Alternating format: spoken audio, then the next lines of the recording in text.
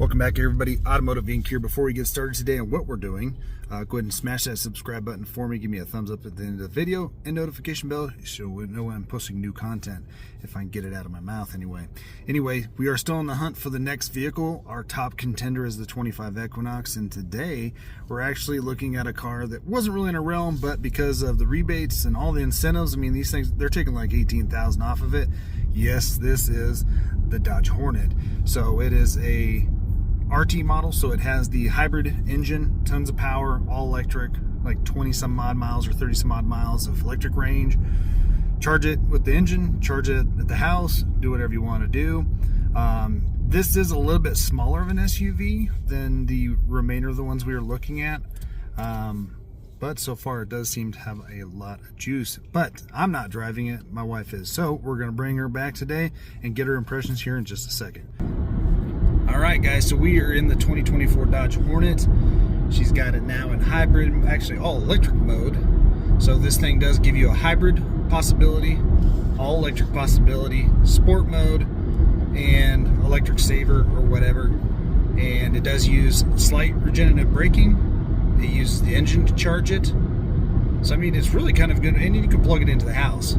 So, first impressions, what do you think of the outside back there? The outside, it's definitely smaller than one of the ones I'm used to driving. The trunk is very much like a sedan type of trunk. It's really a lot smaller than I'm used to as far as an SUV trunk kind of goes. Ooh, I did not like that lane change. Sorry. We're on the highway, and if anybody drives in Colorado, y'all know I-25 sucks. I'll agree. Okay, hold on. We're getting over. So again, talking about the outside, it is a little bit smaller, as she stated. Yep. We were dealing with some traffic there, so we paused the recording. Because as you guys know, Automotive Inc., we don't do a lot of editing. So if somebody burps or farts on this thing, it's in the video. So anyway, so the outside's a lot smaller than comparable. Like people say, this is more of a in between a subcompact and a compact. So I guess like the Chevy, the little Blazer, the little Trailblazer, whatever it's called, the little Chevy Trax, is kind of comparable to what it is. Now you get inside, what are you thinking of these sport type seats? In all honesty, they are very cool. They're very soft with the leather. It smells great in here. It smells like a brand new car. I really honestly would choose the Ford seats over this, and to be honest, the Chevy Equinox seats were really comfortable. These are very hard. I don't know if it just needs to be broken into or it's because it's got cooled seats. I don't know. I do favor the Ford seats overall, but honestly those Chevy Equinox seats are really comfortable. Yeah, and interesting enough, the 25 Chevy Equinox has been all redesigned. It does have cooled seats, and that did not affect the plushness of the seat. Oh no, it was beautiful. Yeah, typically Chevys have harder seats than most of the people out there, especially when you put cooled seats or get to the higher trim levels. It's super hard. These seats are kind of like a sport bolstered type seat. They are firm on the edges. The bottoms are a little short. I'm 6'2", but that's okay. I don't need that extra thigh support at the end of the day. But I mean, they're not bad. They're more comfortable than some, but they are very firm. Don't know if they're real leather, so the break-in period might be something like that. But it is a little bit smaller, so I haven't sat behind me, but we got Junior back there, and he doesn't enjoy car shopping or car test driving. Hates it. But overall, I mean, the inside feels pretty good. I mean, the materials feel good. Materials feel good. The top of the dash is a little bit harder of a plastic than I would like. Yeah. So I think Dodge kind of did a cheap part of that because they put more of it into like the soft part of the padding on the doors, really nice. The seats, really nice. They do not have a lot of piano black, which I really like. That stuff leaves a lot of fingerprint. So anyway, guys, like I was saying before, and she was saying is from about 2010 to 2016, Chrysler had really nice interiors. Once Stellantis got involved, it still looks really good, but you can tell the quality is not what it was when Fiat owned them. I know it just is what it is. You got to own a lot of Chryslers. We have, and when she's talking about cheap materials, I mean, this is still kind of soft, but it's not soft like it used to be. And this is not a cheap subcompact car. This is a $1,800 car. Now, why would you look at this car right now? Because with the EV incentives and rebates, the way it's working out, they have a crazy lease. They have crazy, like $17,000 off. This probably puts this car in the right price point of where it should be, not at 52. This is not a $52,000 car. I mean, not, you can get a Lincoln kind of close to that. So this doesn't fit in that parameter. And as you go through here again, she was saying that the wireless charger is a little bit small, and this is the only area to actually put that stuff. A really tiny cubby, and you're just thinking, well, but you know, that might be enough for you. That's fine. The door pockets are there. It's got a very deep glove box. Very like not wide. It's very narrow. Right. And I think when you guys get in these SUVs, whether you're just going to be a person using the car on your own, never throwing any kids or gear in there, then I think that those little cubbies won't mean as much to you. But when you go on a road trip and you got 1 or 2 kids and somebody brought their own water bottle and everything like that, it's nice to have 27 cup holders, the extra storage places to drop stuff in here. But, you know, at the end of the day, it's a nice little car. And with the incentives, I think it definitely makes sense. At least here in Colorado, they have some just wonky incentives. But Harman Kardon stereo is really good. Yeah, it sounded pretty good. And again, it's a sharp little interior and car and everything. And the compelling argument is most hybrids, you get the gas electric, very short stints. But this actually gives you, like, I think the window sticker says 33 miles straight electric.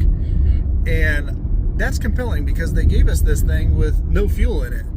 Yeah, and only 24 miles on the battery. And since I've been driving it in this, it is now up to 29 miles. Yeah. So it does that like regenerative braking, and it kind of charges itself while I'm driving, which is really nice because I think, I'm not really sure, but I think I might still be in electric mode. Yeah, she's in all electric mode, and we'll zap over here real quick. I'll show you why she's driving. So right there is an eDrive mode button. I'll have her push that once real quick. And what it does is you have eSave right there. It'll pop up here. It'll be easier to see than to go ahead and push it again to hybrid.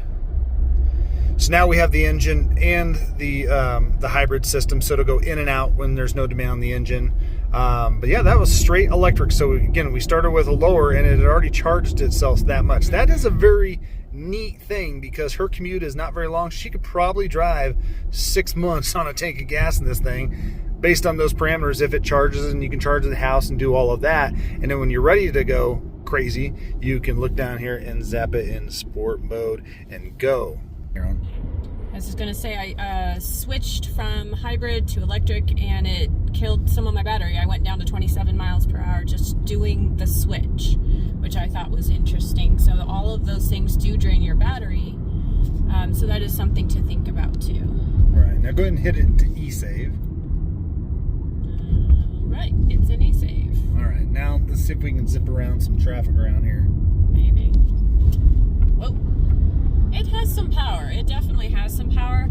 I still feel like it's a little laggy as far as like when I'm one who likes to hit the gas and expects it to go right away. However, this one I hit the gas and it's kind of like thinks about it for a second, which is fine. It's definitely more than my cute little 4-cylinder Tucson, but I do have a very big heavy lead foot, so because it is a small engine. It's a 1.3 liter turbo with 2 electric motors, electronically assisted all-wheel drive system based on that, and so there is a little delay and lag if you're going to put it in e-save versus using the hybrid system, because the hybrid system will enact those electric motors a little bit more. Now we're going to put it in sport. It does have a hot shot feature or a slingshot feature. They allege that this thing is as fast as my Kia Stinger. Now, I don't know about that. I don't know about that. That one is a fast car. I mean, that thing would sit you back like a Corvette or a high-performance sports car, and it just made you grin ear to ear when you drove it. Not so much here in this, even in sport mode. It holds the shift points and everything like that. We'll zap over here and look at our gauges in sport. So you can see that little bullseye right there. That has to do with the little slingshot thing. We can get it to focus here. So now this one, you have to go all the way up to an RT Plus package to get the 360. You can add the safety level 2 package on there if you want. It does have these massive shifter paddles. To me, I don't mess with these ever. but they just seem kind of big and dumb. I mean, they should just make them smaller. But you know, all the other switch gear in here feels really good, don't you think? Yeah. The blinkers I'm still getting used to because they like to, it's just like a very light touch. It's not like a click or you press it down and you can feel it. It's really just like a tap and it keeps going. So I've kind of left the blinker on a few times. I'm like that girl driving, which is always fun. All right, so overall feel, again, I'd have to sit behind me in here. I mean, they did really good. Unfortunately, it's just not good enough in the sense of price point. Now, with the rebates the way they are, I think, again, it puts it in a livable possibility. But this is a small car. I mean, for what it is, we'll show you the trunk space in here in just a second. But you can see right here, it has a Uconnect 5 in it versus everything else. It's all touch screen. Like I had my 24 Ram, there is some lag here and there, as in everything that's going to be like a tablet based. So it's, I don't ding Chrysler on this or Stellantis on this, but it's not as smooth as the Ford at all. We did have a chance to mess with the new Chevy one, and again, if you could take bits and pieces of all and put them together, you'd have the best system on the world. This one is highly configurable. You can move the icons around. We found out in the Chevy you can't really change a lot of the icons. The Ford Sync, you can move most of the icons around, but this one you can configure however you want when it comes to all of that stuff. And it's, what do you think? I was just going to say, I think these buttons here are really small. I was trying to turn off the heated steering wheel, which works very well, by the way. But it took me several times, and then I kind of just gave up and let you do it because it was very frustrating. And the fact that I have to go into the screen to turn on my heated seats, to turn on my steering wheel, was kind of frustrating. I'm more of a button girl, so I know you said you're not going to ding Stellantis or whatever. I am. I do not believe this is the best way to make this all accessible for all the drivers. Right, and what she doesn't know is you can click right here real quick and turn those on. Oh, I didn't know that. She didn't really mess with the 24 Ram while we had it. We didn't have it that long. But these are quick drop-down menus, so you can turn it on. Again, she has small fingers, and I got big fat fingers. So in that other screen, that button is even smaller than this one. This one's bigger, and they are more separated, so it makes it a little bit easier. That does make it easier. And again, right here, if you want to register Alexa built in, you can, and then you can just hit the voice control and tell the car to turn on your heated steering wheel. So, I mean, there are those options out there when it comes to that. There is your E-mode gauges. Yeah, we felt like we had to put it back in electric because they didn't give us the battery with very much life back. Ever since we were driving it, it was at 29. I got it all the way to 29 from when we started at 24, and now it's down to 18. So there is going to be some learning curves with that type of thing. Overall, not sure I'm sold yet. I wouldn't even call this an SUV at this point. I would call it more of like the, what do you call those? Just a hatchback car. I mean, I would not say this is an SUV. I mean, they're calling it the compact SUVs. I think that's a very fancy way of saying it's a hatchback. Yeah. Just smaller car. I would say this is very comparable to the size of our son's Subaru Impreza Sport Wagon and say a Crosstech. I don't know too many other cars in this segment that it kind of fits in. I know Mazda makes a small one. I think it's the CX-30. I think this is comparable to that size. Yeah. I wouldn't even say it's in the compact range. I would definitely say it's more in the subcompact range. Way more. Just based on the overall size of the interior and everything, and of course the storage in back, because the battery pack's back there. You do lose a little bit of trunk space, but it was already small to begin with, so the only trunk space you'd be gaining would be from not having the battery pack back there, or whatever's that cubby is. So you also lose your spare tire when you go with this model, or a temporary spire, so you get a fix-a-flat kit. And again, this car at 30,000 makes sense. It really does, because that's what the Trax is, and the Trax you can't get in all-wheel drive. So, I mean, this thing is zippy. It's a little zippy there, and I'm in electric mode, which is nice, but I, had to make sure I hit that green/orange light. Yeah, I mean, in electric, it's actually very fun, like the Lexus that we had for a short bit to drive. That one seemed a little bit more fun. It was more responsive, I felt like. This one is kind of lacking in the response. When I hit the gas, I'm expecting more of that, what the Lexus had, and I know that was an all-electric. And boy, did that just drain pretty fast when I had my foot on that pedal. But for the most part, it's way zippier than my car. Yeah, this thing definitely has a lot of different modes. It does have a 6-speed transmission, so no CVT. So that's kind of nice. And the interior is pretty quiet. It has some really nice Michelin tires on it, and our son's sleeping in the back there, so yeah, he's out. So yeah. it is kind of comfortable, at least for that. Yeah. It has a cool little pass-through in the back seat that you can kind of reach into your trunk, which is really cool. Yeah, right back there. Son might have tried to fit through it, and he doesn't. Kids can't fit through there. Don't put a kid through there. Yeah. But overall, again, I would not call this an SUV. No. This is definitely more of a car. A fun little car. If you don't have a ton to commute, so. Yeah, and I think that, again, that is the argument. I said if it was just us, no kids, and they were all grown up, then obviously this would be easy. One kid, and you have a tall significant other, you're not putting a rear-facing car seat in this thing. Don't even try. Don't even, yeah. But booster seat, sure. A regular forward-facing car seat, you could fit. Another thing we'd probably want Stellantis, Fiat, whoever's making this thing, because I guess this also has a sister platform with Alfa Romeo, which is basically Fiat and everybody. The stickers on the door say Fiat on them. This thing just came off the truck. We would probably say these cars with all black interiors, they're too dark inside. It's way too dark, and it's not. I mean, it's got some fun. It's got the red stitching in there, but it's not super fun. No, and so you need a light colored headliner. This is a nice squishy headliner. Chrysler's always been known for that. It doesn't feel as squishy as the other ones, and the bits and pieces, how it puts together, it looks really nice. The A-pillars are actually covered by cloth instead of just being hard plastic. They do well in a lot of those realms, but if you lighten this up, I mean, there's probably 3 or 4 inches of headroom in here. This does have the panoramic sunroof. Yeah, I wouldn't call that a panoramic sunroof. I'd call it just a power sunroof. But, you know, if you lighten it up, I think it changes significantly how it would feel in here. But I haven't driven this car, but when she gets into it in all electric, it thrusts your hips back a little bit. It's actually kind of cool. It's definitely zippy. I mean, my commute's so short, I'd probably drive it in electric all week and then have to really charge it. I do like that it still charges itself in electric mode. I find that actually kind of cool.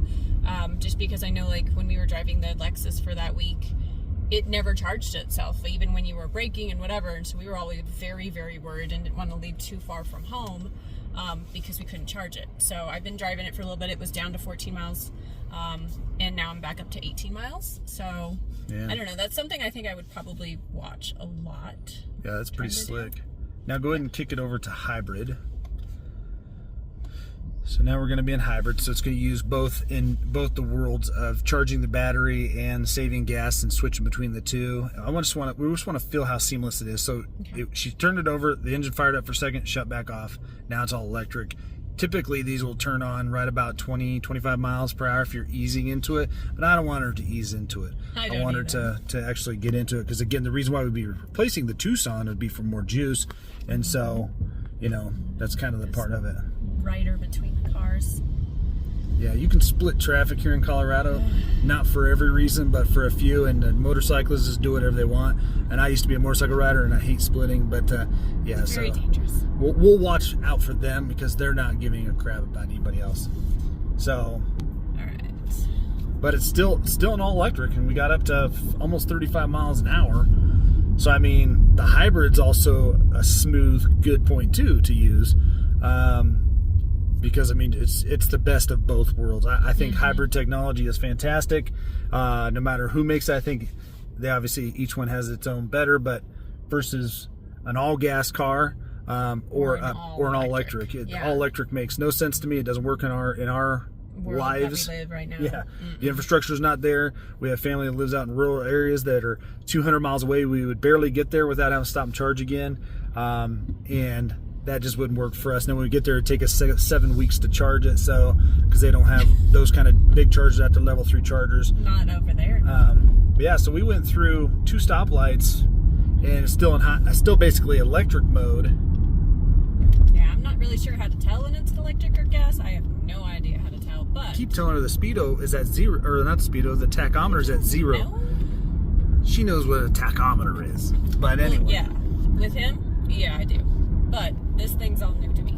Yeah, the gauges are actually really pretty. They have some really sharp looking gauges. It's highly configurable, very neat there. And And so this is kind of our impression test drive. Like I said, I'll show you the trunk area once we get back, and kind of a quick walk around. And like I said, it's a sharp looking car. It's not boxy. It's smooth looking. Yeah, it's very sporty for somebody who's ready for a cute little sporty car, especially with all the rebates. It makes it more affordable. I'm not sure it's for me, but it's cute, and definitely it's got some fun to drive. I like the idea of this hybrid electric idea, so yeah. All right, so there you have it, guys. At $52,000, this is a heck no. At $12,000 off, yeah, it's a maybe. It's a maybe if you're into small SUVs and not that. But anyway, we'll do a quick walk around of the trunk here in just a second, and we'll see you then. Woo. All right, so now we're gonna check out the trunk here.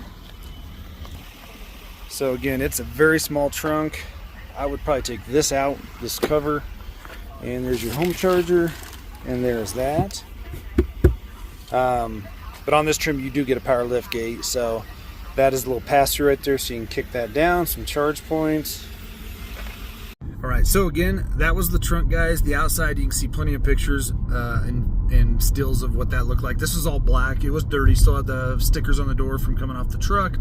And the back windshield wiper, I mean, again, we talk about Stellantis's quality and where Dodge has went, and the back wiper's already busted on this thing. It's just like a lot of fit and finish things, and this won't be something that they're going to PDI. When you bring in a new truck and you take the wrappers off, top off the fluids, and do that stuff, that's not what we're talking about. This literally had like rubber around the doors that was kind of wavy and loose. The back windshield wipers already like busted off. I mean, it was just hanging down. So I guess Ford Sport's rear wiper that was loud really has something on them. At least it worked. At least it worked. It didn't fall every time you closed the trunk. Yeah, because we're not going to ding them on it being a dirty car or whatever. That stuff can be cleaned up. The goo and the tape, that can come off. But again, you know, they're not going to fix those. But now we're back in the Tucson. And this is a 23, and again, it is a compelling argument of a car with the technology it does have. Yeah, it's not very intuitive. You can learn it though, and then it will become intuitive. Versus like you hop in a Ford and you can just be me and just slapping buttons and get where you want. There's gonna be a learning curve to that Uconnect 5, the gauges and everything set up. But very compelling argument. But again, I don't think it's probably gonna be for us. But if you guys were looking for a compact SUV, especially here in Colorado with the incentives from the tax rebates and stuff, you can lease that thing for like $90 a month, zero down. That might be a compelling argument to get into a full electric / hybrid / race car. I mean, the thing was fast as all get out. It was definitely fast. Again, I was a little sad on the lag when I hit the gas because I expect it to go. Honestly, the Subaru Forester, every time I hit the gas, it had no lag at all. It was a smooth drive, and very peppy. There's a couple other things that, you know, I've driven that didn't have that lag either, but that one was definitely fast, especially when you had it in that hybrid electric mode, and you're able to kind of just watch your battery life go up just driving it, which was kind of a cool concept. That is not a car for me. However, the only reason I would choose it is the cool electric hybrid capability that it had in it. I was really impressed with what they did with that. Yeah, because driving in hybrid, it was perfect. I would probably never want to drive that thing in just gas mode with that lagginess, or just drive it in all electric, because it was zippy in hybrid and had plenty of power. And I mean, we drove for probably 2 miles, even getting into it, and it didn't even turn on the gas engine. So very, very neat car in theory, just not necessary for us. As always, guys, I appreciate you guys being here, and we'll catch you on the next one.